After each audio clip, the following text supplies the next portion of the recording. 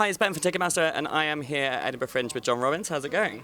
Very good, thank you very much, mate. Good. How has your Edinburgh Festival experience been this year so far? It's been very good. Had nice full houses, as they say. I'm doing a room called the Cabaret Bar, which I first did in 2007 as part of a package show, so it's sort of quite nice to be back there now, just sort of doing my own show in that room, 'cause it's a really nice room. How's it comparing to other years in your mind? In my mind, it's sort of, I would say the first year I've had a sort of decent audience here just to see me, and you have that nice feeling where it's not like you're sort of auditioning.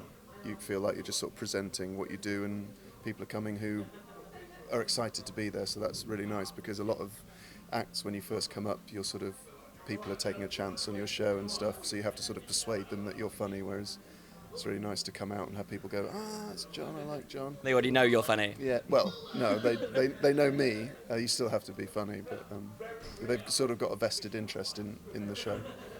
Have you had much time to sort of soak in the Edinburgh atmosphere as well?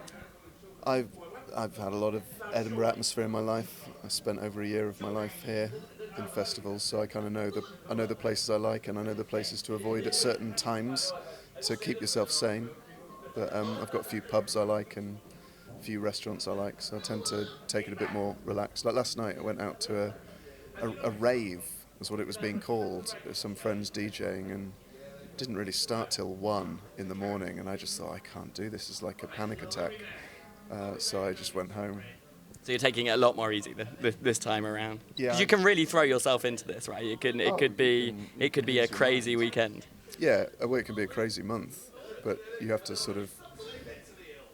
to look after your health and your mental health, and make sure you don't spend energy on the wrong things. But I'm living with 2 young whippersnappers, and they get in at 6 in the morning, and I'm just like, man, I've been up before they've got back before. I was about to ask, would that be your one bit of advice for new comedians? But by the sounds of it, they're not listening. Well, you've got to sort of experience it. I remember the first year I did a show here, I was out till sort of 5 in the morning, but you kind of realise that nothing of any real value happens after about 2 a.m. So if you can get into bed by 2, I think you're winning. And tell us a little bit about your show then. What's the show about that you're doing here? The show is about a man who sort of despises himself but can't stop laughing at that, and that man is me.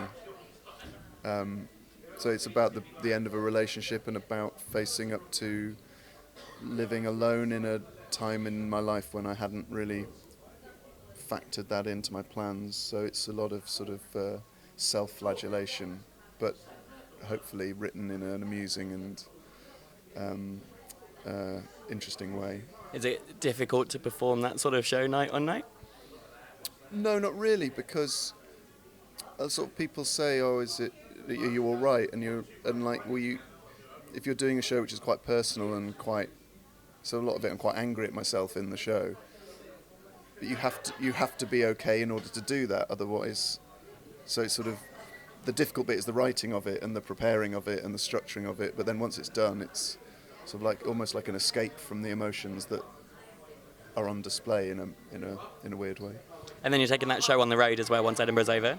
Yeah, in January actually, sort of January to April, I'll be touring the show in regional art centres across the land. Are you excited?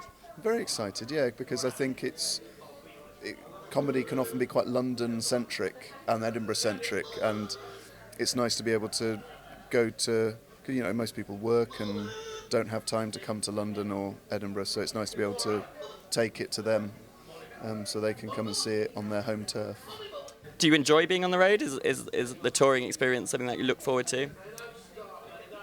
Yeah, I do. I like the solitude of it, really. I like driving, and I like hotel rooms. So I just like lying on a bed in a hotel, sort of staring at the wall.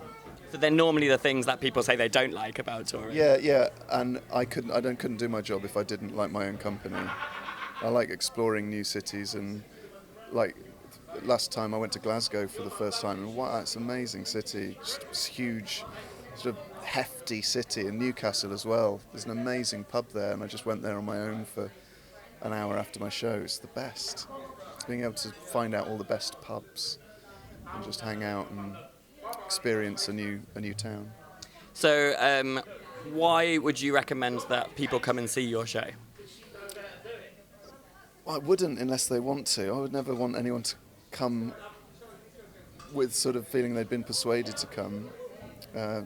If you're familiar with my work and you like me as a guy, I would come. If you don't like what you've seen, I would not come.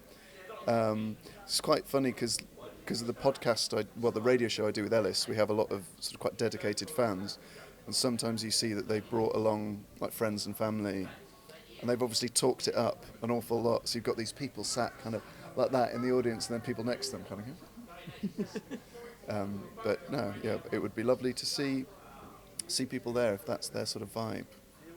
Well, we look forward to the tour. Thanks very much for your time today. Thanks very much to you, mate.